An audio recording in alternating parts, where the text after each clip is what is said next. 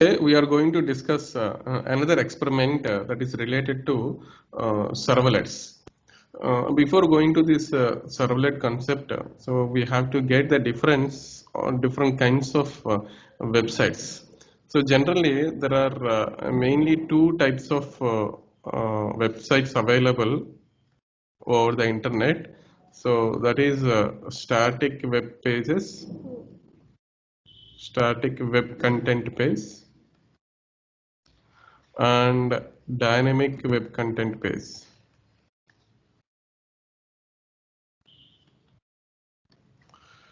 So the static web content related web pages in which it consists of the content published in the websites, but that content can only be read by the end users. Okay, so the end users cannot able to interact properly with the websites where the static web content is published. Okay, so they can only read the content whatever the content published in the websites, whereas in dynamic content websites generally the end users can able to interact with these web pages, with this kind of web pages, where so the end user can give the message to the can send the message to the websites, and based on the message or the based on the content given by the end user, so the content can be processed by the website. After getting processing of the data completed, so then it will generate a response to the end user. Okay, so that is the way interaction happens between end user and website. So that interaction, if any website provides, then that is called as dynamic web content websites. Okay, so this interaction never be happened in the first kind of website, that is called as static web content. Okay, I can give the real-time example of getting the difference of the static web content pages and the dynamic web content pages. That real-time example we will take our websites itself, our college websites itself. Okay, so generally we'll be having two different kinds of websites available for our college. Okay, so like the first website is svecw.edu.in. To get aware of the difference between static content and dynamic content, I will take the examples of two websites, svecw.edu.in, and we'll be having another website also be there. So svecw exams.in website.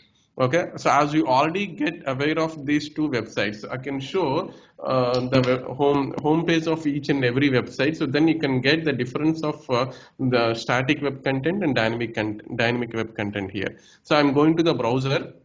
I have already opened svecw.edu.in website. So there, so the different contents have been placed. The content in the sense it may be images, videos, text content, photos. I mean video content, image content. So like this, we can present any kind of contents on the web page itself. But the only intention to place these kinds of contents in the web page is the end user can able to read the content from this svecw.edu.in. So these are the different kinds of images here. Okay, so and this is the different kinds of images. If you go further, so the different kinds of images and the text information will be displayed. Okay, so whenever any candidate, any student wants to join into our college, so then first of all the students will go through this website and read the facilities and the programs offered in SVCW. So once thoroughly read by the students who wants to join in our college, once they read completely, so then if they wish, they will come personally in our college and they wants to join in our college. So this is the purpose why svcw.edu.in website is there. But the thing is, the students or the end users can able to interact with this web page. Okay, so only for seeing whatever the images are placing, whatever the contents are placing, whatever the videos are placing, that's all. Okay, so this is the way how this is the video content here. I'm placing here. Where is that video content?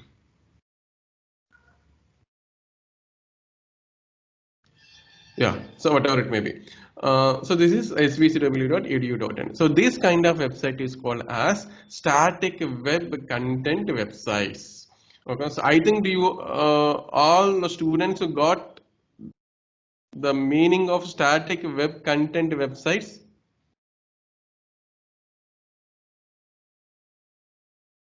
Students, please respond. All of you get aware of static web content pages. Yes, sir. Okay. Yes, So sir.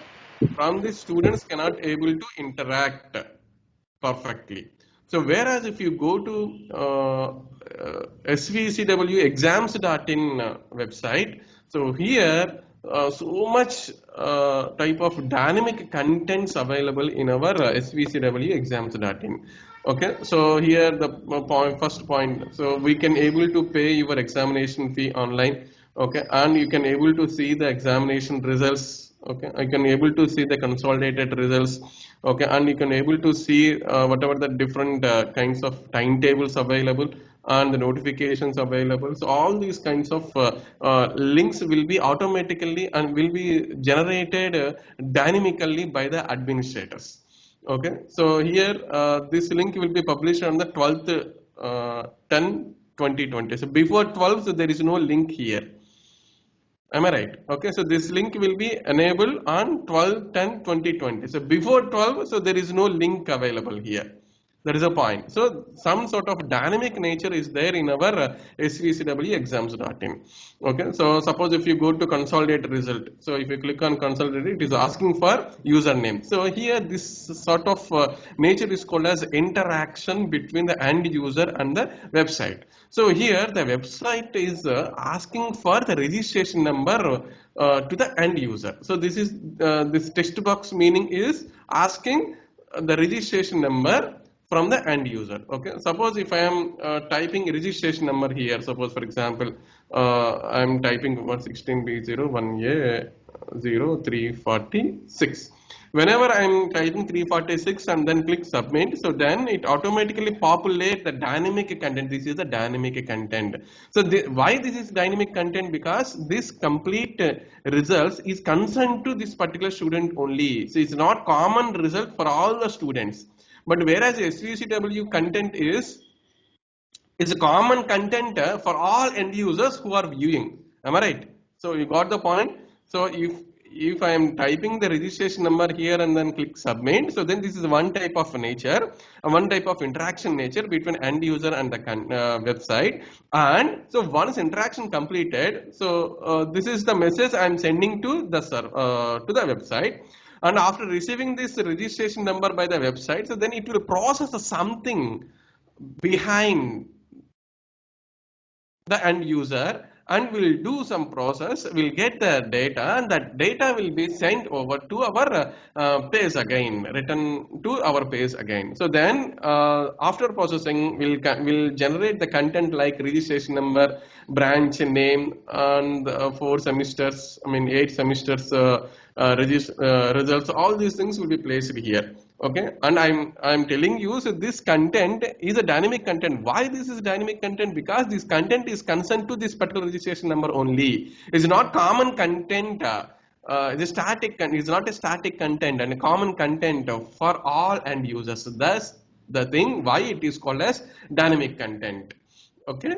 So this kind of nature is called as dynamic content. And suppose if you go to payment module, so payment website, this is also one kind of dynamic content generation. It is asking for registration number. Suppose for example, I'm typing a registration number like this is one, and the semester I'm typing here, suppose 1, 2, and mobile number I'm typing here, suppose email ID I'm typing here. And if you click on next button, okay, so it is asking for no student found for this registration number. Okay, so this is a simple content which is dynamically generated. Okay, so this is a kind of payment module. So if this kind of nature is called as for the websites, then that kind of website is called as dynamic content website. Okay. So I think all the students got the difference between static content and dynamic content. So we'll show further. So here we come to our concept, servlets. Okay. So servlets used for generating a dynamic content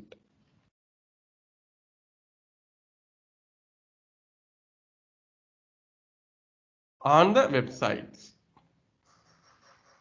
Okay, so static content generation will be done very simple by using a scripting language like HTML or CSS, okay, some sort of client-side JavaScript.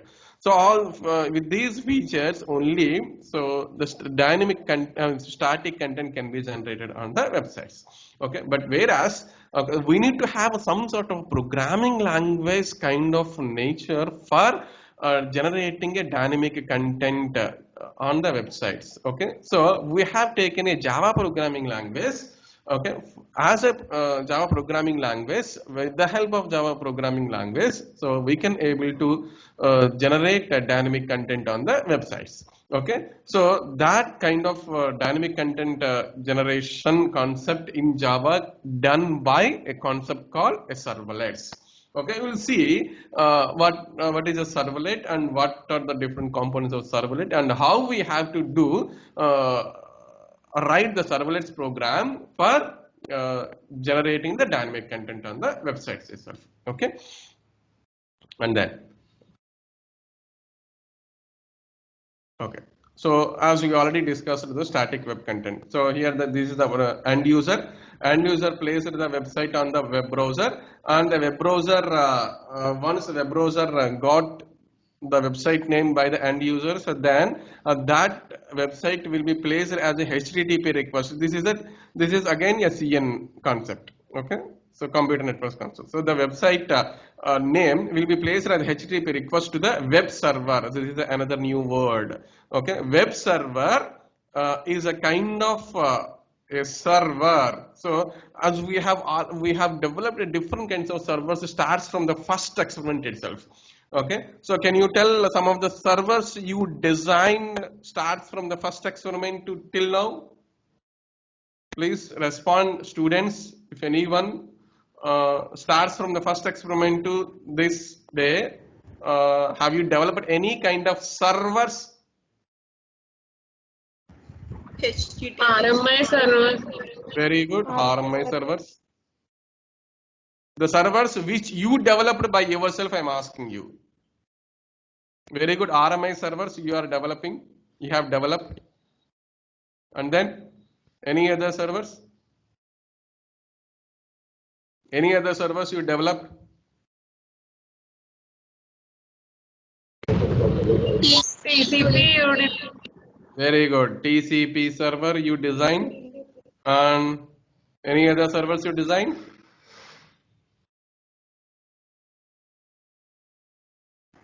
UDP. Very good, UDP server you design. Any other kind of servers again? So any kind of servers you are using in your program?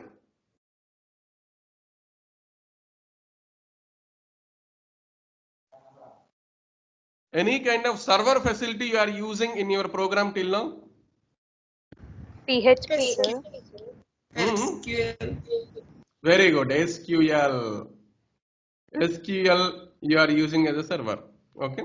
So as you are loading the driver, as you are loading the driver into the program and you generate queries and you send the queries to the MySQL. So here the MySQL serves as a server to your program. Am I right? Okay. So the once query is received by the server, which is a MySQL, executes that query, and this query will be sent back to your program. So that MySQL is also one kind of server nature. Okay, like that, whatever the servers you have developed, so like this kind of servers will be having another kind of server also be there, that is called as web server. So web server you need not design by yourself. So web servers are available in the market. Okay, so you have to buy are freely available, and we will be having open source. Open source web servers available, so that you can take that open source web server and you can install that web server into your system. So then your system will become a web server. So if that server running in your system, so then your system will become a web server. So what is the responsibility of web server here? So the web server responsibility here, so if any end user in the network, if any end user type the website through the web browser, so then the web browser places the request called HTTP request. Then this HTTP request is received by the web server. Once HTTP request is received by the web server, so then this web server is having the capability of whether this request contains the request of the web page, which is a static or dynamic, static web or dynamic web. Just it verifies whether the website is a static web or dynamic web. So based on the status of the website, so then if the web server knows that, understands that this website is a static web content, so then the web server will just read the pages from the hard disk.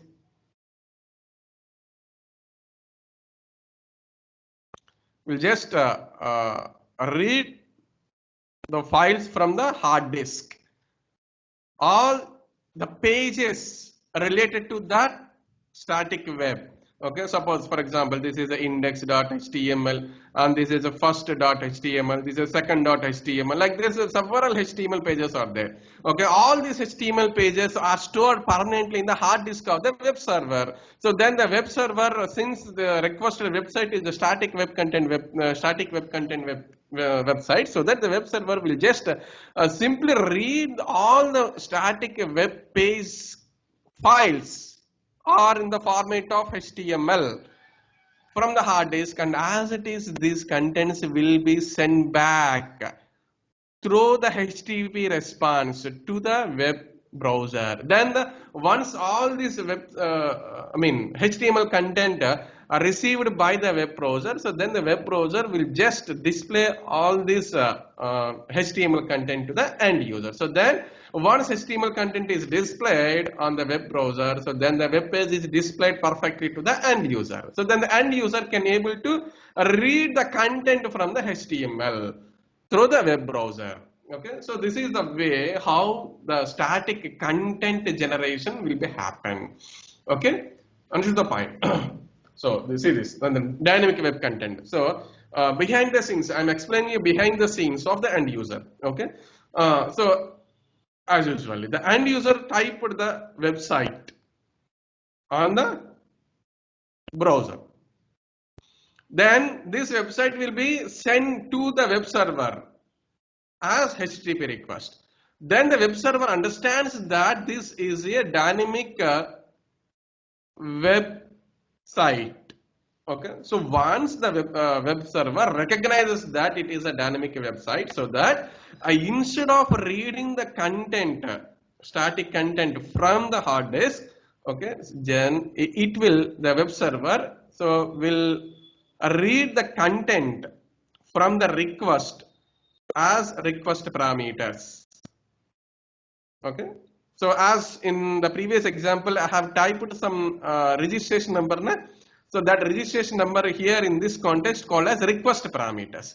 So here the web server reads the request parameters from the end user, and this request parameter, based on the request parameters, a particular program, corresponding program will be executed upon these request parameters. Okay, these request parameters will be passed over to a specific program which is having the responsibility of generating the dynamic content. Okay, once it is executed, then while it is executing also, this program may also consult with the database, okay, to get the result of the dynamic content based on the request parameters. Based on the request parameters, if it requires to contact with the database, then this program will contact with the database and then generate the different kinds of queries to the database, and based on the queries it will get the result to the program, and this result will be framed neatly. So this is the content, okay, and this content will be passed over to the browser as HTTP response. So this is behind the scenes work.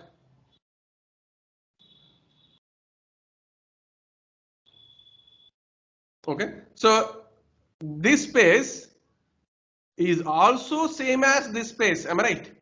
This space is also same as this space, but the difference is here, this space, I mean this static space permanently saved in the hard disk, but this space is generated by this program. That's only the difference, okay, nothing new. This is HTML page, whatever the page here, this is HTML page, nothing new. But this HTML page is generated by the program, not instead of getting this HTML page from the hard disk. That's only the difference. Okay, generation of the HTML content, instead of reading from the hard disk, it will generate from the program itself. Now here our servlets fits in this area. Okay, so we need to generate a servlet program in such a way that it will generate a HTML content dynamically and send over to the HTML response to the browser. Okay, so this is a dynamic content generation concept here. Okay, so the point is, now we'll see servlets definitions. Okay, as we will be having 1, 2, 3, 4, 5 different kinds of properties and as well as definitions for the servlets. Basically, servlets nothing new. It is a Java program.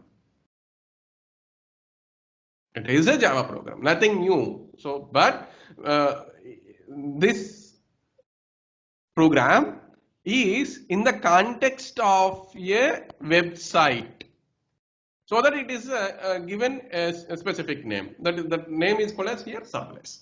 Okay, so you see the definition. So servlets are pre-compiled Java programs. Okay, so what do you mean by pre-compiled? Can you tell anyone pre-compiled? Students, please respond. Anyone? What is a pre-compiled?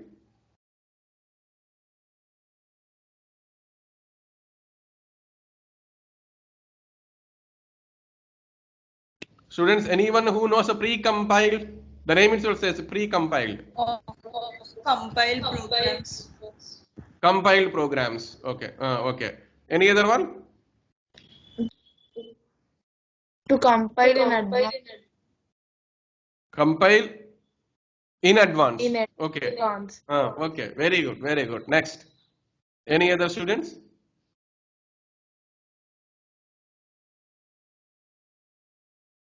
Yeah. So compiled in advance or compiled Java programs. Okay. So pre-compiled. Compiled already. No need to compile every time. No need to compile every time. So those programs are called as pre-compiled Java programs. Okay. So and these pre-compiled Java programs are dynamically loaded into web server. Dynamically loaded into web server when the client's request. Upon the client's request, once the servers are loaded, then it executed on the server side. Purpose is building interactive web applications. For building, for the sake of building or for the sake of generating the dynamic content, interactive web applications. So then this Java programs will be executed on the server side, not on the client side. So here, can you tell in this context what is a server, what is a client?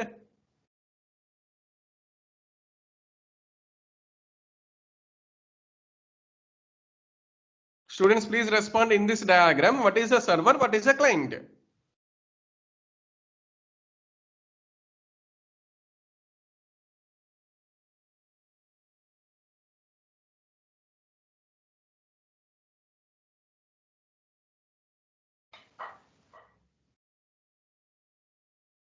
What is a server? What is a client in this diagram? User is client, application server is server. Server is Web server. yeah. Server is web server. Very Web good. server. What is a client here? Users. User server. No. HTTP.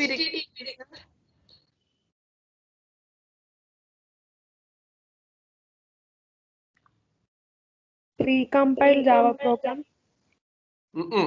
No. Browser. Very good. Very good. Very Browser. good. Is a client because communication happens between which components? Web server and the client only. I mean, web server and the browser only. So this in this area only actual communication happens. Am I right? Okay. So whenever there is a communication, there should be having two components, very important. So those two components are server and the client. In this context, the server is web server and the client is browser. The client is browser here. Okay. So why this context came? Okay. Executed on the server side. So serverlet programs are executed. This is the program. So serverlet programs are executed on which area? Is it client area or the server area?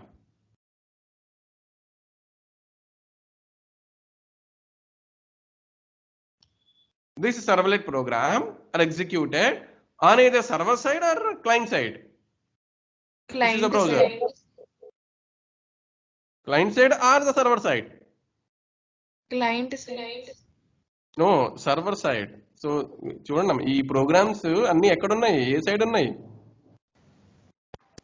Server. ఇక్కడ ఈ ఏరియాలో రాసాను ఏమన్నా నేను diagram లో?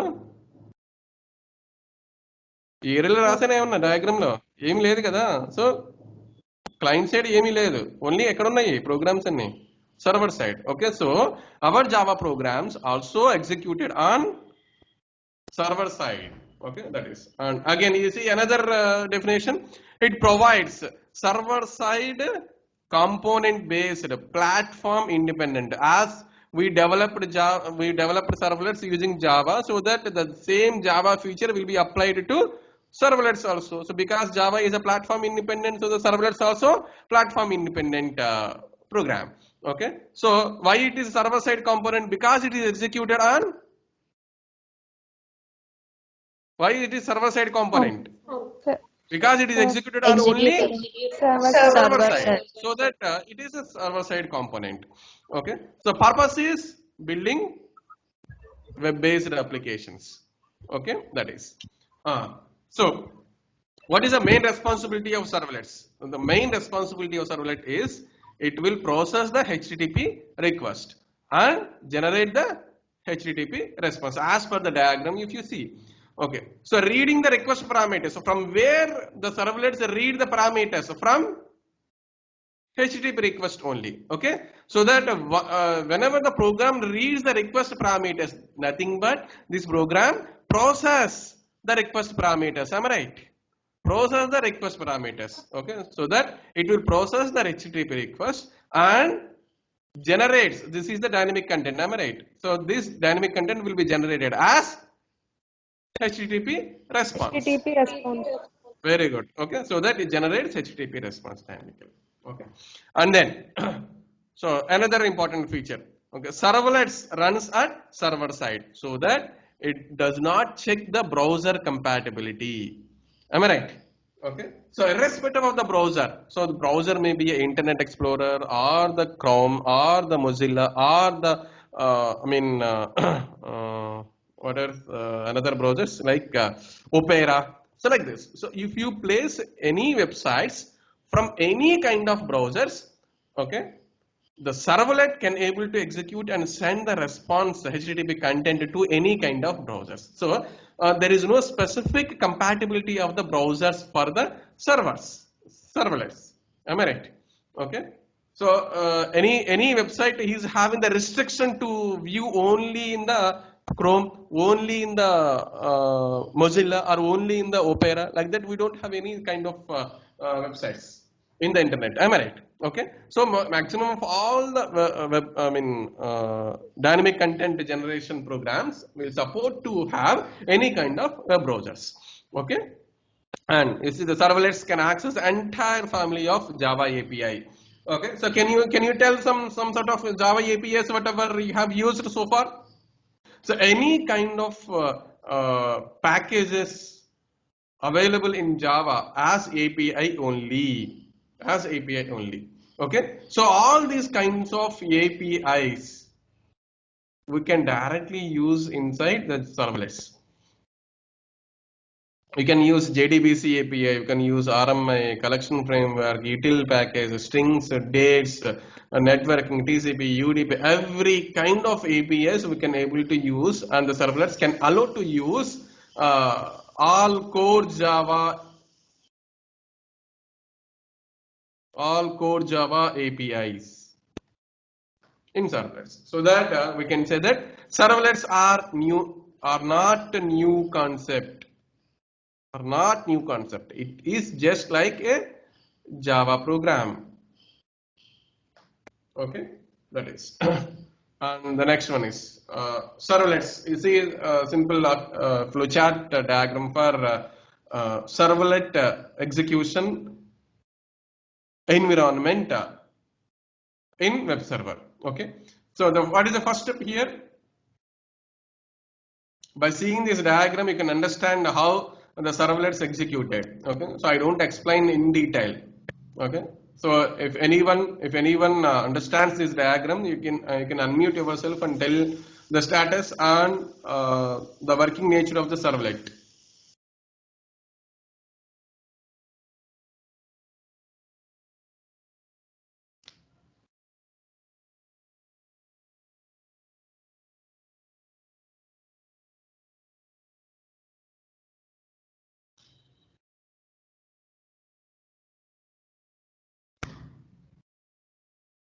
If you are silent in the discussion, you cannot able to do the program. You may face different kinds of errors while you are developing. So that I am making you to interactive to discuss by yourself only. Suppose if you are silent, so then you will be faced definitely the different kinds of errors while you are developing the programs. Otherwise, if you are interactive in the discussion, so then you will be survive. Not to accept not to getting any errors while you are doing the programs. Okay, so the first the servlet or the web server receive the request from the client or the browser.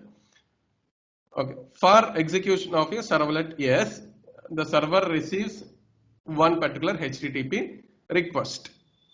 Once request is placed, so then the web server verifies whether servlet S is loaded or not in memory. Loading nothing but is available for the end users in the memory or not. Okay, so if that web server servlet is readily loaded in the memory, then okay, for this particular servlet, it will create a new thread for that client. It will create a new thread for that client, and to this thread request will be forwarded. Okay, suppose at the same time client 2 also came. Okay, for example, so results are coming, results are released, so that how many number of clients simultaneously accessed that website? Please tell me, unmute yourself and tell me anything. Okay, whenever the results are coming released, then how many number of simultaneous users are came into the website or accessed the website? Many users. N number of users at the same time simultaneously access the website. Okay, so those are called, I'm calling, those are called different clients: client 1, client 2, client 3, client 4, client 5, and so on. So they came at the same time and placed the HTTP request to the servlet. Yes, so this is the results servlet example. This is a results servlet. Okay, so results servlet is already been loaded in the memory. Okay, so that for this servlet, yes. Okay, so upon the client 1, it will create a new thread, and this thread will be once created, so then the request will be forwarded to this thread, and the execution will be within this thread. The execution of the servlet will be happen. At the same time, client 2 came, so then this HTTP request will be verified, and the servlet is loaded already. Again, for this servlet, a new thread will be created. This is a T2 and this is a T1. Okay, and this T2, the second HTTP request will be forwarded and executed. Suppose for client 3, again T3, client 4, T4, client 5, T5, client 6, T6, client 7, T7, and so on. As many number of simultaneous users are there for the website, that number of threads will be created automatically by the web server. Okay, and for each and every thread, the request, HTTP request will be forwarded. Corresponding HTTP request will be forwarded. Corresponding nothing but, suppose you as a client, first client, if you place a registration number, your registration number only be forwarded to the T1. Okay, so it's not forwarded. The second client registration number will not be forwarded to T1 thread. Am I right? Okay, మీరు మీ registration number మీరు type చేసిన మీ results వస్తున్నాయా, పక్క వాళ్ళ results వస్తున్నాయమ్మా?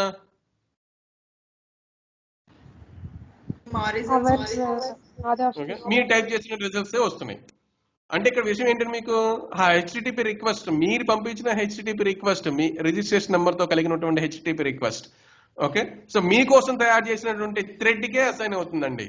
Okay, so all this will be happen only by web server. Okay, suppose if the servlet is not at all ready in the memory, okay, then so when it happens, because this is the first time when the client 1 request, so then that in that situation there is no servlet created in the memory. Okay, at that moment, so the servlet is not available in the memory. Am I right? Okay, so when that servlet is not available, so then it will load into the memory, and then the process will be started again. The same process will be started again. Okay, so this is the servlet execution environment. Okay, and we'll be having so many number of server-side technologies available in the market, like CGA, Perl, ASP.NET, PHP, Perl. The next we'll be having Node.js. We'll be having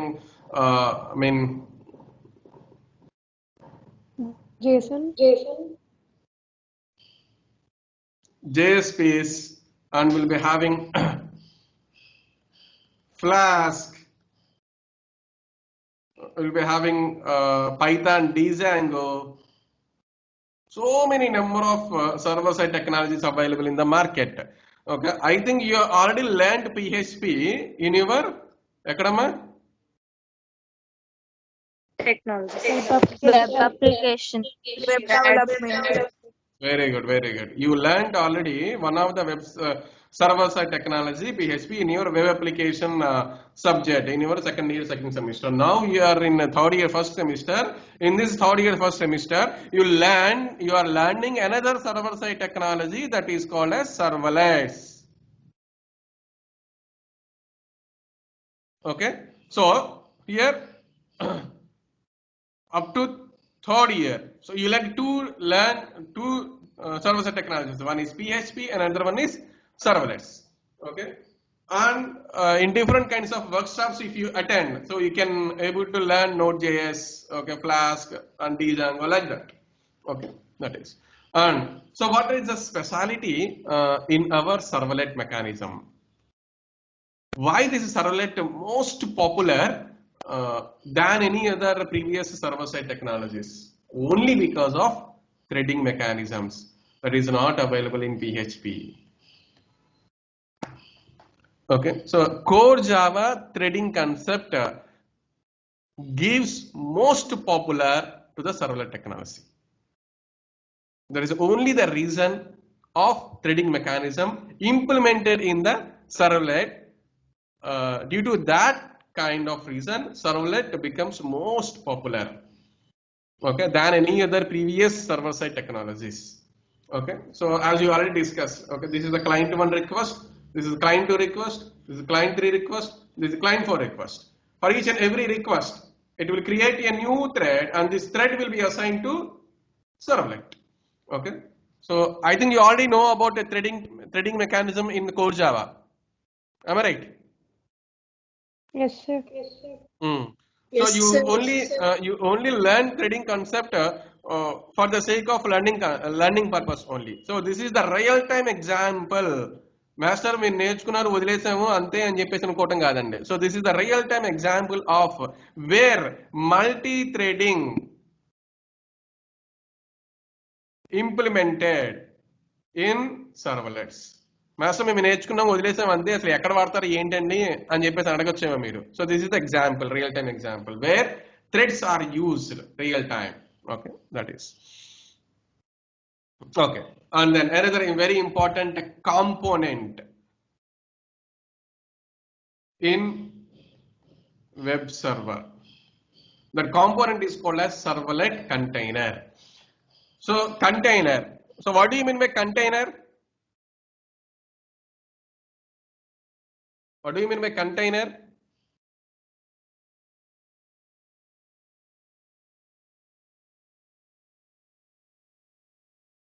What do you mean by container?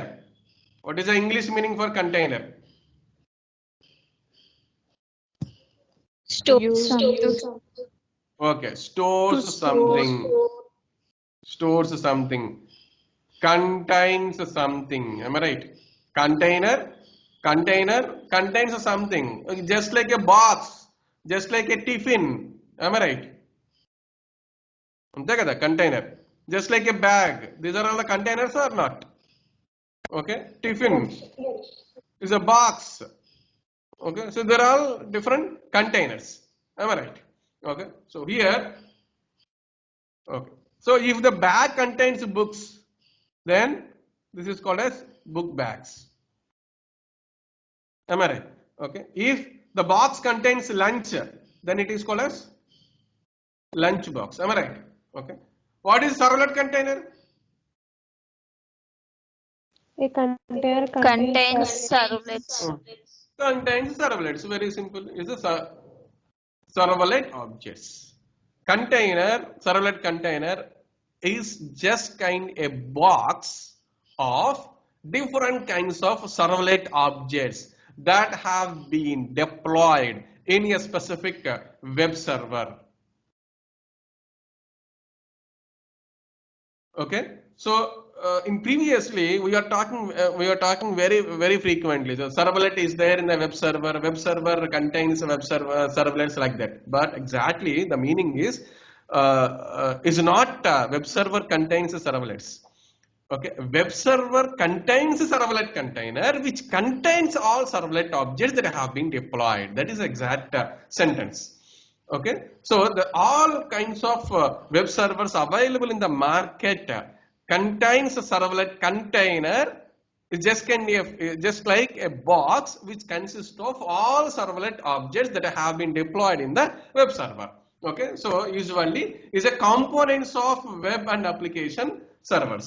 Okay, so in the market, so there are so many number of web servers available which supports servlet containers. Okay, those web servers are like Tomcat, WebLogic, WebSphere, okay, Sun Java web server, JBoss.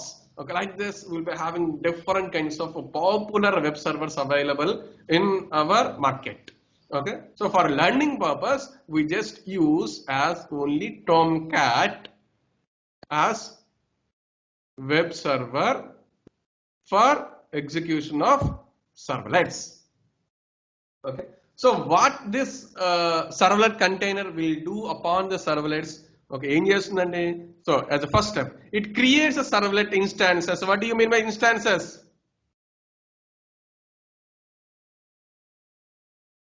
What do you mean by instances? Object of servlet. Very good, very good. Okay, so servlet instances, nothing but it creates a servlet objects.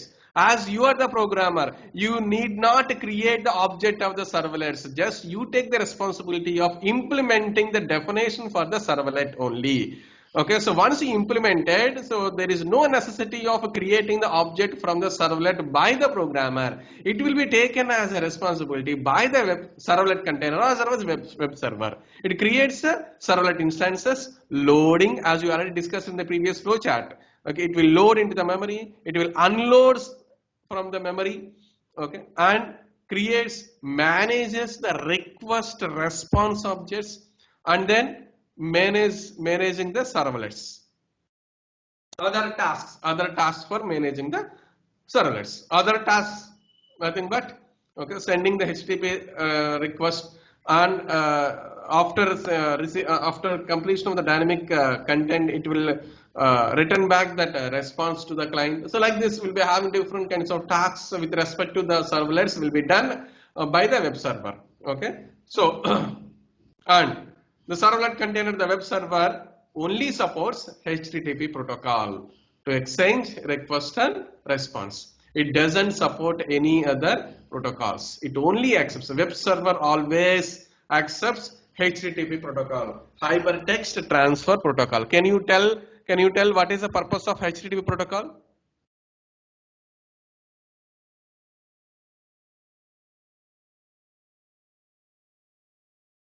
What is the purpose of HTTP protocol?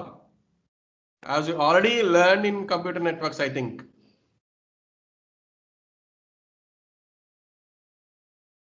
For request methods. HTTP protocol. What is the purpose of HTTP protocol as per computer networks?